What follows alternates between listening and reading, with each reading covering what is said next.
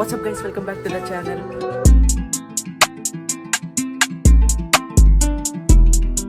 ఈరోజు మనము ప్రాక్టీస్కి వెళ్ళిపోతున్నాం. ట్రాక్ పైన ఆర్సీ కప్ వస్తుంది కదా. సో ఈరోజు లాస్ట్ ప్రాక్టీస్. నేను మీకు దాని డీటెయిల్స్ కూడా చెప్తా ఏంటో అనేసి. సో నా దగ్గర బైక్ లేదు. నా ADV 390 తీసుకొని మనం ట్రాక్ పైన దిగలేం కాబట్టి టోటల్ 3 బైక్స్ ఉన్నాయి. R15 V2, V3, R3.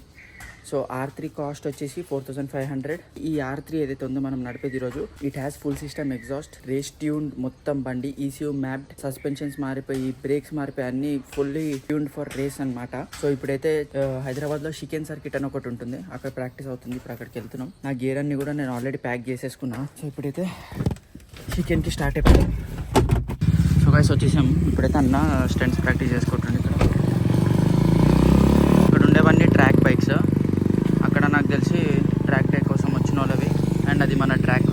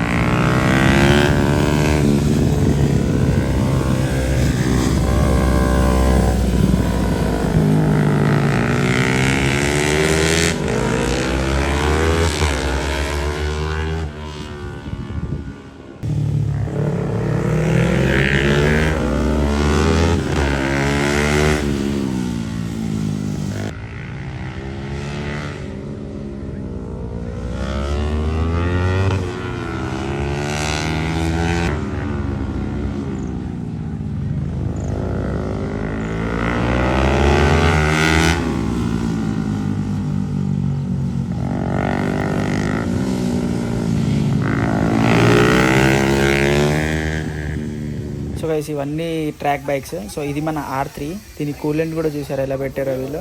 మొత్తం వెయిట్ రిడక్షన్ కోసం ఇదంతా. సో దాని సస్పెన్షన్స్ కూడా చూడండి, మొత్తం రేస్ ట్యూన్డ్ సస్పెన్షన్స్ ఇవి. సో ఈ బైక్ మొత్తం ట్రాక్ ఫోకస్డ్ దానికోసమే తయారు చేశారు. ఇది దీని ఎగ్జాస్ట్. సో రేర్ సీట్ తీసేసి, సో ఎంత లైట్ వెయిట్ అయితే అంత ఫాస్ట్ అన్నమాట. సో గైస్ అన్న వాళ్ళు రేస్ చేస్తున్నారు. వాళ్ళది ఒకసారి మీకు చూపిస్తా చూడండి. వాళ్ళందరూ ప్రొఫెషనల్ రేసర్స్.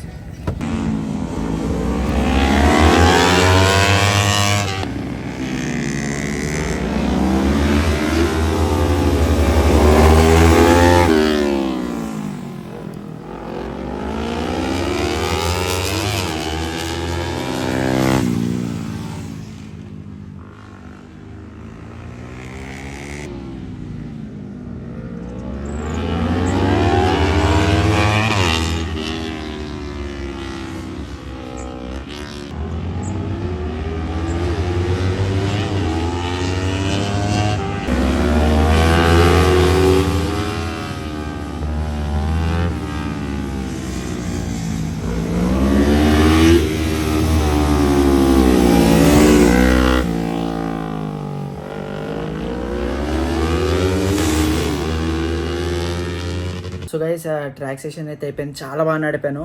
సో దానికి ముందు హ్యాస్టన్ దాంట్లో కూడా నేను ఒకసారి ప్రాక్టీస్ చేశాను రీసెంట్గానే, 1 వీక్ బ్యాక్. అది రికార్డ్ చేయలేదు నేను. కాకపోతే నా ప్రాక్టీస్ చిన్న క్లిప్ ఉంది, అది చూసండి మీరు ఒకసారి.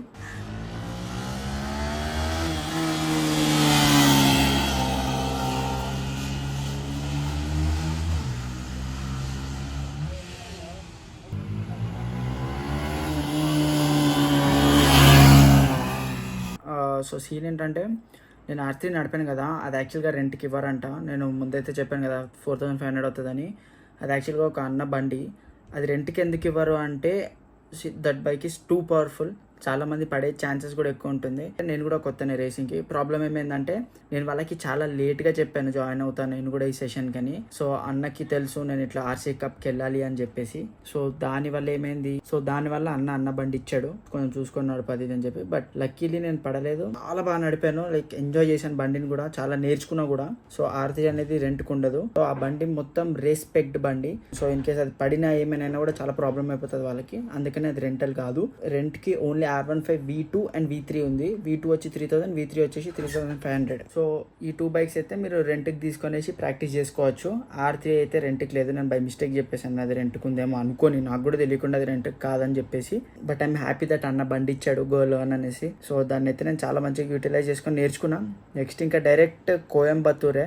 అప్పుడు ఏమవుతుందో చూడాలి. ఇంకా కోయంబత్తూరే డైరెక్ట్ దిగాలి కాబట్టి లెట్స్ సీ. కోయంబత్తూర్ రేస్ది కూడా షెడ్యూలింగ్ వచ్చేసింది. 24th వచ్చేసి ప్రాక్టీస్ కూడా లిటరల్ గా జస్ట్ 15 minutes 20 minutes ఉంది. అలా 3 rounds ఉంది. ఆ 3 rounds లోనే ఎంత చాలా నేర్చుకోవాలి. ఆ ట్రాక్ చాలా పెద్దది కాబట్టి. అంతేకాకుండా క్వాలిఫికేషన్స్ వచ్చేసి దాని ముందు వార్మప్ ఉంది ఒక 20 minutes. దాని తర్వాత ఇంకా సూపర్ పోల్ ఉంది. దాని తర్వాత ఏదో మెన్షన్ చేశారు, అదేంటో దాని సీన్ ఏంటో తెలీదు. సో బేసిక్ గా 4 groups గా డివైడ్ చేస్తున్నాను. నాకు తెలిసి కోల్కతా బ్యాచ్ ఒకటి అట్లా ఏమైనా పెడుతున్నట్టున్నారు బ్యాచ్ వైజ్. ఆ బ్యాచ్ లో టాప్ 5 వచ్చిన వాళ్ళు ఫైనల్స్ కి వెళ్తారా లేదంటే ఆల్ 60 కలిపి టాప్ 20 ఇలా చేస్తారా అనేది కూడా తెలియదు. అక్కడికి వెళ్ళాకే తెలుస్తుంది అది. దాని తర్వాత రేస్ వచ్చేసి టోటల్ 3 rounds రేస్. సో మనం ఉన్న పొజిషన్ ని డిఫెండ్ చేసుకుంటూ అదే టైంలో వేరే పొజిషన్ కూడా వెళ్ళాలి. అప్పుడైతేనే మనకి ఎక్కువ పాయింట్స్ వస్తుంది. ఆ పాయింట్స్ తోటే హైయెస్ట్ పాయింట్స్ ఉన్న వాళ్ళు గెలుస్తారు. సో టోటల్ గా 3 races అది. ఆ రేసెస్ కూడా ఒక్కొక్కటి హాఫ్ అన్ అవర్ ఉంటుంది. అండ్ దానిలో ఎన్ని ల్యాబ్స్ అనేది నాకు తెలియదు, ఇంకా అదేం మెన్షన్ చేయలేదు వాళ్ళు. సో ఇది ఆర్సీ కప్ ది కూడా. నాకు తెలిసి మీకు ఈ ఆర్సీ కప్ ది కూడా ఇన్ఫర్మేషన్ చాలా హెల్ప్ అయ్యి ఉండొచ్చు. అదే కాకుండా రేసింగ్ ఎవరైనా నేర్చుకోవాలన్నా ట్రైనింగ్ అవ్వాలన్న వాళ్ళకి కూడా. So that's it for today's video guys. Thank you so much for watching. Please do like, share, subscribe. It's about spreading the love and the